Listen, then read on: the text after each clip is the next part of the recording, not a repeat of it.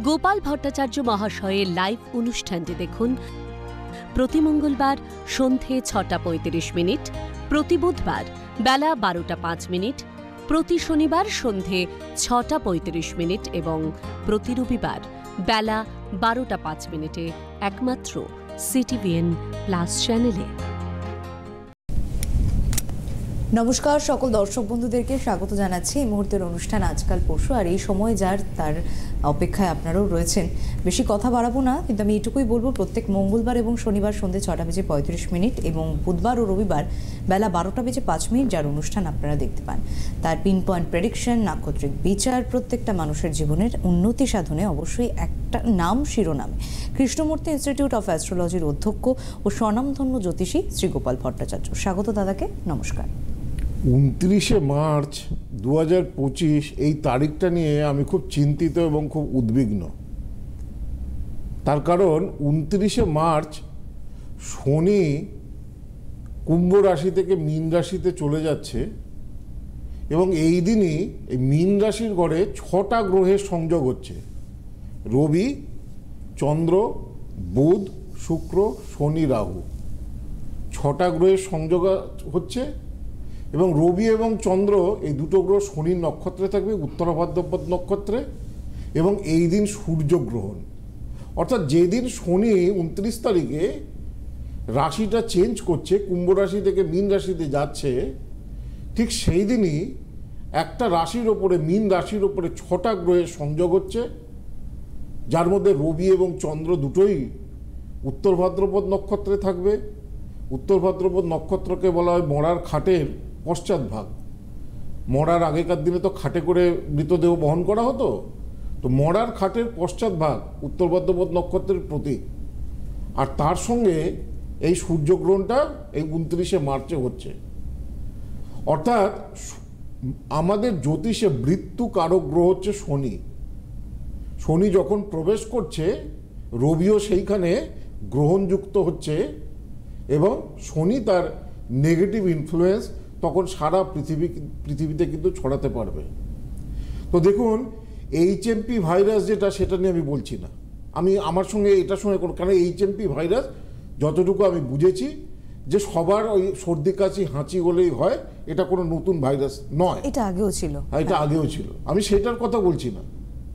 কিন্তু এই যে ২৯শে মার্চ ৬টা গ্রহের একসঙ্গে সঞ্চার, তার সঙ্গে হচ্ছে সূর্যগ্রহণ ওই দিন, কোভিড পরিস্থিতির প্রাক্কালে এই ধনু রাশিতে ৬টা গ্রহের সঞ্চারে মূলা নক্ষত্রের ওপরে এই গ্রহণ, সূর্যগ্রহণ হয়েছিল এবং সেটা নিয়েও আমি তখন অ্যালার্ট করেছিলাম। এবং এই যে কি বলে সূর্য নিয়ম হচ্ছে, চন্দ্রগ্রহণ যখন খুব বাজে চন্দ্রগ্রহণ হয়, ব্যাড লুনার এক্লিপস হয়, তার ১ মাসের মধ্যেই কোনো না কোনো বড় ধরনের বিপর্যয় বা বড় ধরনের ঘটনা সারা পৃথিবী জুড়ে ঘটে। কিন্তু সূর্যগ্রহণের ক্ষেত্রে একটু আলাদা।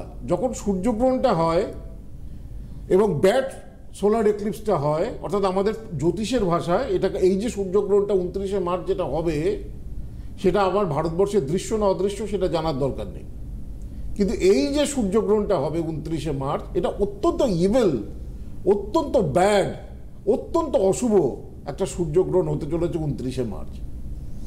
এবং নিয়ম হচ্ছে, সূর্যগ্রহণের ৩ থেকে ৬ মাস পরে এর নেগেটিভ এফেক্টটা বোঝা যায়, সঙ্গে সঙ্গে বোঝা যায় না।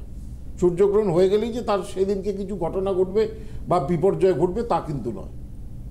এর গ্রহণটা ২৯শে মার্চ হয়ে যাচ্ছে, ঠিক দেখা যাবে ২৯শে জুন বা জুলাই মাসের প্রথম থেকে আরম্ভ করে সেপ্টেম্বর মাসের পর থেকে এর সিনারিওটা তৈরি হবে, একটা বড় ধরনের কোনো ধরনের সমস্যা কোনো সারা পৃথিবী জুড়ে। এবং এর প্রভাব কিন্তু, ব্যাপক প্রভাব কিন্তু চলে কিন্তু প্রায় ৩ থেকে ৪ বছর, প্রায় ৩ থেকে ৪ বছর।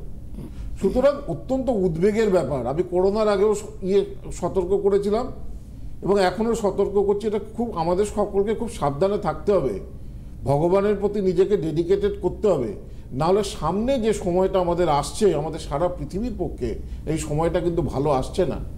আমি পরবর্তীকালে অ্যানালাইসিস করব কী কী দিকে সমস্যা হতে পারে। কিন্তু মরার খাটের পশ্চাৎ ভাগ নট গুড, শনির নক্ষত্রে রবিচন্দ্র নট গুড, এগুলো কিন্তু অত্যন্ত একটা অমঙ্গলের ইঙ্গিত এটা কিন্তু দিচ্ছে। এই 6টা গ্রহের যে সঞ্চার এবং এই দিনের সূর্যগ্রহণ, এটা কিন্তু অত্যন্ত ইভিল এবং সারা পৃথিবীর পক্ষে অত্যন্ত ক্ষতিকারক। বহু মানুষ এতে এফেক্টেড হবে। হ্যাঁ, তো সেই কারণে আমাদেরকে সাবধান থাকতে হবে অবশ্যই। তো যাই হোক, আমি আরও এই ব্যাপারে আজকে এই ম্যাটারটা বলতে আমি আসিনি, কিন্তু মানে এই চিন্তাটা আমার কুড়ে কুড়ে খাচ্ছে যে কি হবে, কি হবে, কোন দিকে যাবে। কারণ নট গুড সোলার ইক্লিপস, অত্যন্ত একটা ইভিল সোলার ইক্লিপস, অত্যন্ত একটা অশুভ সূর্যগ্রহণ আমরা এই 29শে মার্চে পাবো। সেটা কোথায় দেখা যাচ্ছে, আমাদের ভারতে দেখা যাচ্ছে কি দেখা যাচ্ছে না সেটা গুরুত্বপূর্ণ নয়। এটা এই যখন 6টা গ্রহের ওপরে সূর্যগ্রহণ হয়, 6টা গ্রহ একসঙ্গে, তখন দেখা যায় সারা পৃথিবী জুড়ে এমন কিছু ঘটনা ঘটে যাতে সারা পৃথিবীর মানুষ কম বেশি এফেক্টেড হয়। আবার বলছি, এটা HMP ভাইরাস নিয়ে আমি বলছি না। হ্যাঁ, এটা সবার ডাক্তারবাবুরা বলছেন যে সব বাচ্চা কাচ্চার মধ্যে, আমি সেটা নিয়ে বলছি। আমি যে ঘটনা অন্য কোনো দিকে মোড় নিতে পারে। নিশ্চয়ই, মানে আপনি একটা ডিজাস্টারের কথা বলছেন, সেটা শুধু এই দিক প্রেক্ষাপটেই হবে এমনটা তো বলছেন না। না, সেটাই বলছি। তো এই নিয়ে আমি একটা স্পেশাল এপিসোড আমি একটা পরের দিন করব। আজকে একটু মৌনী অমাবস্যা এবং কি বলে মৌনী অমাবস্যা এবং ইয়ে নিয়ে বলি, মহাকুম্ভ। এই যে কুম্ভ মেলা এবারে কিন্তু 13 তারিখ থেকে স্টার্ট হচ্ছে, 13ই জানুয়ারি। এই দিনকে পৌষ মাসের পূর্ণিমা পড়েছে। কুম্ভ মেলার প্রথম স্নান 13ই জানুয়ারি 2025-এ হচ্ছে এবং কুম্ভ মেলাটা চলবে আপ টু 26শে ফেব্রুয়ারি পর্যন্ত, মহাশিবরাত্রি পর্যন্ত। 26শে ফেব্রুয়ারি মহাশিবরাত্রি রয়েছে। কুম্ভ মেলার নিয়ম হচ্ছে, আমি আগের বারই বলেছিলাম যে যখন বৃহস্পতি কুম্ভে থাকবে, রবি মেষ রাশিতে থাকবে, তখন কুম্ভ মেলা হবে হরিদ্বারে গঙ্গার তীরে।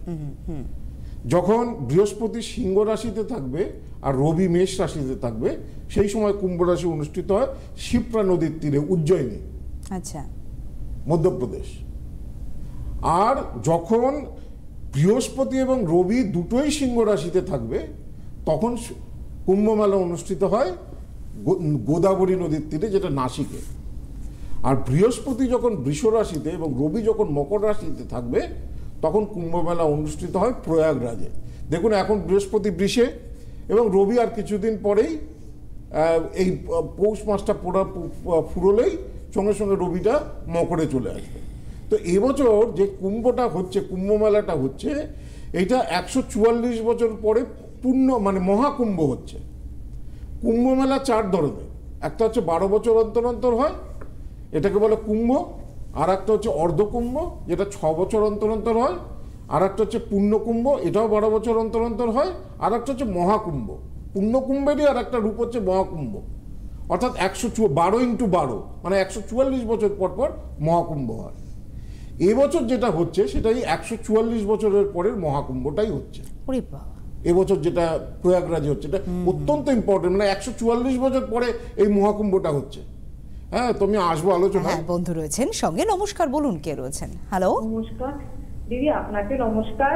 গোপালদা, আপনাকেও নমস্কার। নমস্কার, বলুন। অনুষ্ঠান তো দেখেন, এটা জিজ্ঞাসা করছি না? অবশ্যই। আমি প্রথমে বলি, আমি দাদার কাছে আমার বোনকে নিয়ে গিয়েছিলাম, খুব উপকৃত হয়েছে, ও চাকরি পেয়েছে ব্যাংকে।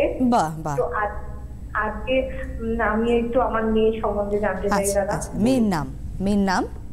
মেয়ের নাম Anandita Das. Anandita Das. Date of birth? Date of birth 28 May 2003। 28 May 2003। সময়টা? সকাল 6:20। সকাল 6:20। কোথায় জন্মেছে? কোচবিহারে। আপনি কোথা থেকে বলছেন? আমি রায়গঞ্জ থেকে বলছি। আচ্ছা আচ্ছা আচ্ছা, বেশ। কোচবিহারে জন্ম, দেখে নি কোচবিহার পেয়েছি। এখানে যেটা দেখাচ্ছে জন্মবার, সেটা দেখাচ্ছে এখন মেয়ের বয়স হচ্ছে 2003, মানে এখন বয়স হচ্ছে 22 বছর, মানে 22-এ পড়বে আর কি, এখন 21+ চলছে। বুধবার ছিল তো। হ্যাঁ, মিথুন লগ্ন, মেষ রাশি, অশ্বিনী নক্ষত্র, দেবগণ। কেমন? তো এই হচ্ছে হরোস্কোপ। দেখুন, এগুলো জানতেন? রাশি লগ্ন জানতেন? রাশি লগ্নটা জানতাম দাদা। আচ্ছা, বেশ। মিথুন লগ্ন তো? হ্যাঁ। আচ্ছা, দেখুন, লগ্ন মৃগশিরা নক্ষত্রে। মৃগশিরা একটু মানে ঝোঁকের বসে কাজ করে। হ্যাঁ, মানে একটু মানে ইমোশনের মধ্যে দিয়ে কাজ করে। তো রবি রোহিণী নক্ষত্রে রয়েছে, বুধ তো ভরণীতে পড়েছে, শুক্র ভরণী খুব ডিউটিফুল হয়। যাই হোক, ভরণী নক্ষত্রে অনেকগুলো গ্রহ আছে, দেখি জন্মছকটা কি লগ্নে শনি, সব কাজে একটু দেরি করবে। দ্বিতীয় লগ্নে শনি থাকলে বিয়েতেও দেরি হয়। দ্বিতীয় এক্সল্টেড বৃহস্পতি, মানে তুঙ্গে বৃহস্পতি অত্যন্ত ভালো, জীবনে আর্থিক ভাগ্য ভালো হয়। দ্বিতীয় যদি বৃহস্পতি যদি তুঙ্গে থাকে অর্থভাগ্য ভালো হয়, কর্মভাব ভালো করায়। দ্বিতীয় বৃহস্পতিটা খুব ভালো রয়েছে এবং এর সব থেকে ইন্টারেস্টিং হচ্ছে মঙ্গলও এর তুঙ্গে, এবং মঙ্গল বৃহস্পতির একটা অত্যন্ত সুন্দর কুজ্জীব যোগ তৈরি করছে। তো ভালো চাকরি পাবে, বুঝেছেন, আর্থিক অবস্থা খুব ভালো হবে। হ্যাঁ, বিয়ে বেশি বয়সে হবে, পড়াশোনা উচ্চশিক্ষার যোগ রয়েছে, হায়ার এডুকেশন করতে পারে, পিএইচডি করতে পারে, এগুলো করতে পারে। বুঝতে পেরেছেন? এবার আপনি বলুন, শেয়ার করবেন। বলুন দাদা, তাহলে ওর বিয়েটাতেই সমস্যা না? হ্যাঁ, বিয়েটাতেই বিয়েটা হ্যাঁ, বিয়ে কি ভালো হবে তো দাদা? দেখো, লগ্নে শনিটা কিন্তু বিয়ের জায়গায় একটা বাজে দৃষ্টি দিচ্ছে, ইভিল দৃষ্টি দিচ্ছে, এটা ভালো না। শনি যে ঘরে বসে থাকে না, ঠিক তার সামনের ঘরটাকে দৃষ্টি দেয়, বিপরীত ঘরটাকে, এবং এই দৃষ্টিটা ভালো হচ্ছে না। ওই যে কথা আছে না, গণেশের যখন জন্ম হলো, শনি এমনি করে মাথা নিচু করে দাঁড়িয়েছিল, গণেশের দিকে কিছুতেই দেখছে না। পার্বতীর অনেক ধমকানিতে যখন শনি একটুখানি টেরা চোখে দেখলো, সঙ্গে সঙ্গে গণেশের মুন্ডটা খণ্ডিত হয়ে গেল। তো সেই জন্য শনির বাজে দৃষ্টি শনি যে রাশিতে বসে থাকে সেইটাকে যতটা না খারাপ করে, শনি যদি কোনো বাজে দৃষ্টি দেয় কোনো ভাবের উপরে, সেই ভাবটাকে একেবারে ড্যামেজ করে দেয়। তো এইখানে ওর কিন্তু বিবাহ স্থানকে শনি কিন্তু ভীষণভাবে ড্যামেজ করছে, এটাকে কিন্তু ঠিক করতে হবে। এমনি পড়াশোনা তো মোটামুটি যা সব থেকে বুঝতে পারছি ভালো উচ্চশিক্ষার যোগ রয়েছে। এখন কি করছে? ও এমএ করছে দাদা।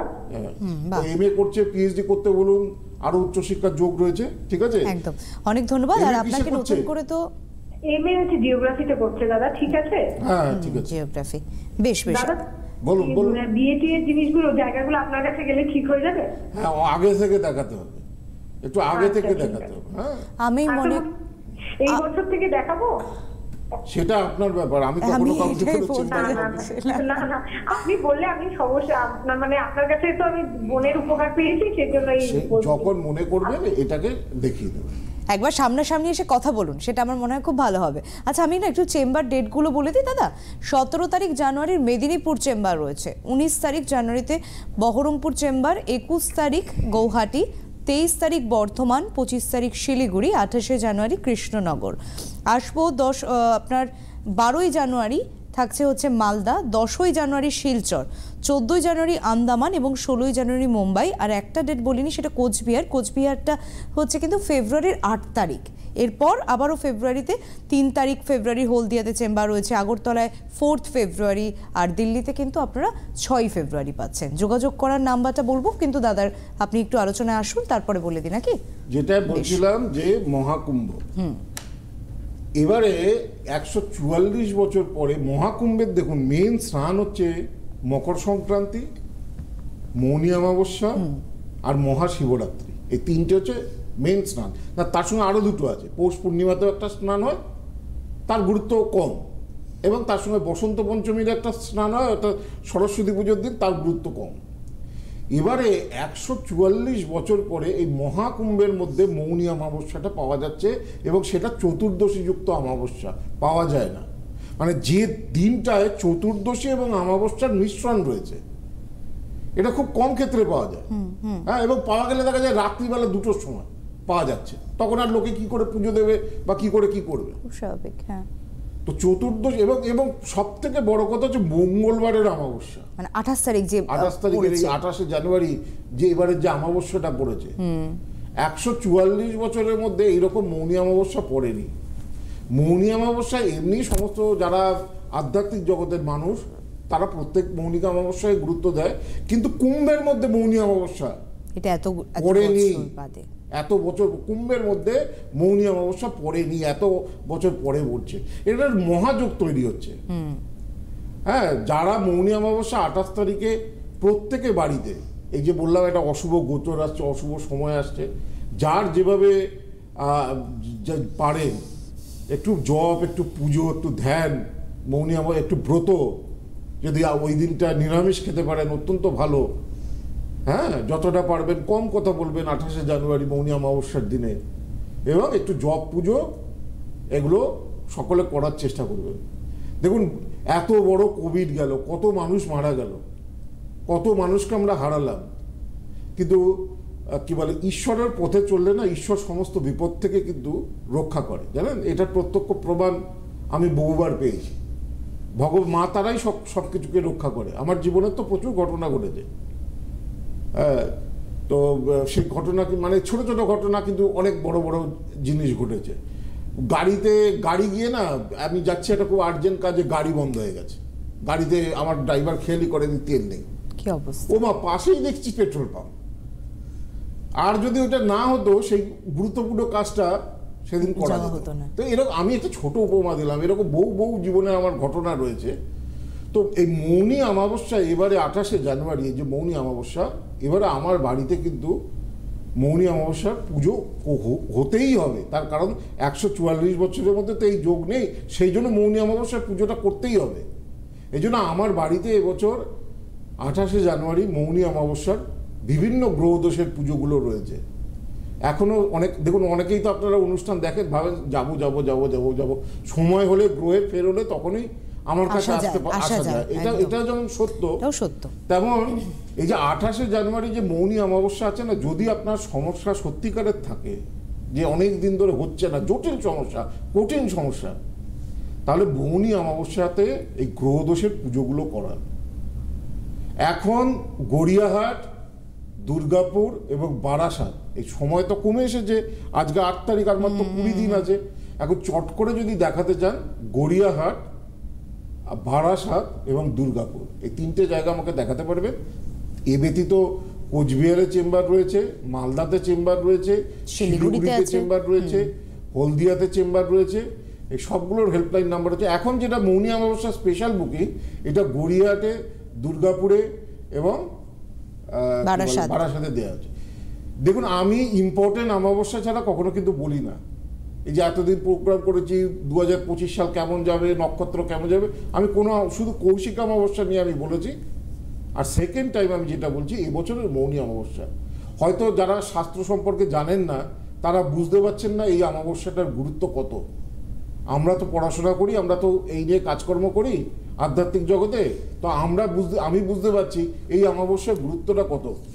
যতই কঠিন সমস্যা থাকুক না কেন, বিশেষ স্থিতি, বিশেষ ক্ষণগুলো যদি এইগুলো গ্রহ দোষের যদি প্রতিকার পুজোগুলো করা হয়, আপনার বাধা কাটতে বাধ্য, 100% আপনার সফলতা আসবে, 100%। তো সেই জন্যই এবছরের মৌনী অমাবস্যাটা কিন্তু অত্যন্ত গুরুত্বপূর্ণ একটা অমাবস্যা, যেটা এবারে 28শে জানুয়ারি কিন্তু পড়েছে। বিকালবেলার পরেই, আগে চতুর্দশী থাকছে, বিকালবেলার পরেই অমাবস্যাটা কিন্তু লেগে যাবে। একজন বন্ধু অপেক্ষায় রয়েছেন আমাদের সঙ্গে টেলিফোন লাইনে। হ্যালো, নমস্কার, কে রয়েছেন? হ্যালো, নমস্কার, কোথা থেকে বলছেন, কে বলছেন? আমি শিলিগুড়ি থেকে বলছি। হ্যাঁ, শিলিগুড়ি, বলুন। অনুষ্ঠান দেখেন? তাপসী ভদ্র বলছি। আমার মেয়ের সম্বন্ধে জানতে চাই। আচ্ছা, অনুষ্ঠান দেখেন? হ্যাঁ দেখি। আমি গোপাল অনুষ্ঠান সবসময় দেখি, কিন্তু আমি অনেক দিন ধরে লাইনে চেষ্টা করছি, পাচ্ছি না। আচ্ছা, বেশ, কেউ এসেছিল আপনার?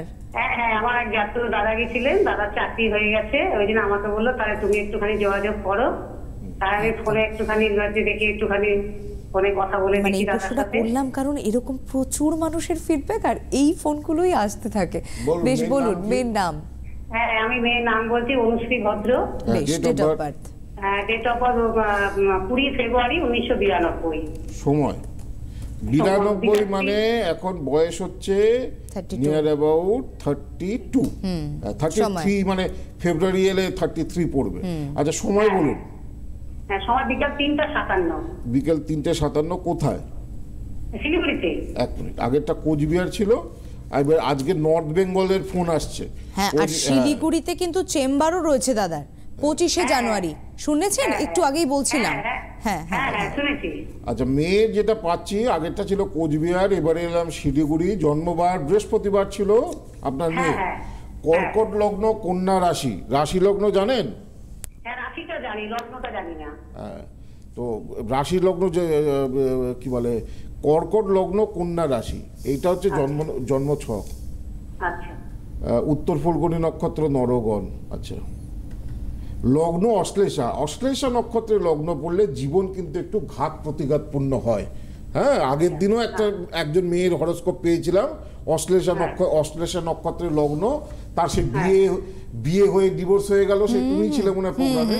তো দেখুন, অশ্লেষা নক্ষত্রে বিয়ে তো গুণী হয়, কিন্তু দেখা যায় এদের জীবনে খুব স্ট্রাগল খুব বেশি করতে হয়। কেমন? হ্যাঁ, তো এখন কি চাকরি করছে? এখন একটা প্রাইভেট স্কুলে চাকরি করছে। মোটামুটি? হ্যাঁ, মোটামুটি চলছে। মেয়ের কিন্তু মাঙ্গলিকও রয়েছে প্রবল। আচ্ছা, হ্যাঁ, কি জানতে চাইছে? হ্যাঁ, আমি জানতে চাইছি, মানে মাঙ্গলিকটা মানে কাটাতে তো হবে। হ্যাঁ, মাঙ্গলিক দোষটাকে ঠিক করতে হবে। মৌনী অমাবস্যার কথা নিয়ে আমরা আলোচনা করছিলাম না দাদা? হ্যাঁ, আপনি শুনছিলেন আমাদের অনুষ্ঠানটা, তার মানে মাঙ্গলিক দোষটা মাস ঠিক করুন। এটা প্রবল মাঙ্গলিক রয়েছে আপনার মেয়ের চাটে। শুক্র, মঙ্গল, শনি একসঙ্গে লগ্নের সপ্তমে বসে আছে, এটা ভালো না, এটা প্রবল মাঙ্গলিক করেছে।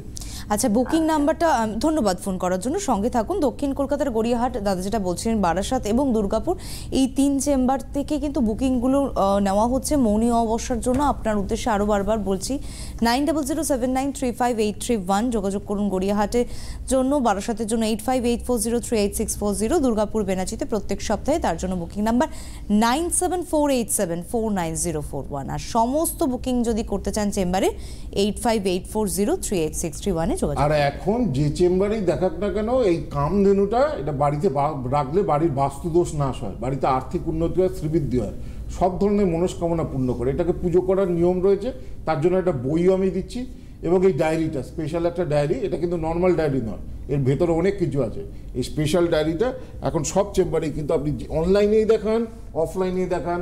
আপনি যারা আসতে পারছেন না, চেম্বারে যোগাযোগ করতে পারছেন না, তারা ভিডিও কলে আমি কথা বলি, অনলাইন পেশেন্ট নাম্বারও তো রয়েছে 8584038631। আর আগামী 12ই জানুয়ারি, মাত্র মানে আর কয়েকটা দিন পরে, 4 দিন পরে, রবিবার থেকে আমাদের কৃষ্ণমূর্তি, আমার প্রতিষ্ঠিত কৃষ্ণমূর্তি ইনস্টিটিউট অফ অ্যাস্ট্রোলজির পরিচালনায়, আমার প্রত্যক্ষ তত্ত্বাবধানে 1 বছরের কোর্সে জ্যোতিষ শেখার ভর্তি চলছে। 12ই জানুয়ারি থেকে ক্লাসটা শুরু হবে। দেখুন কিভাবে একটা জন্মছক তৈরি করবেন।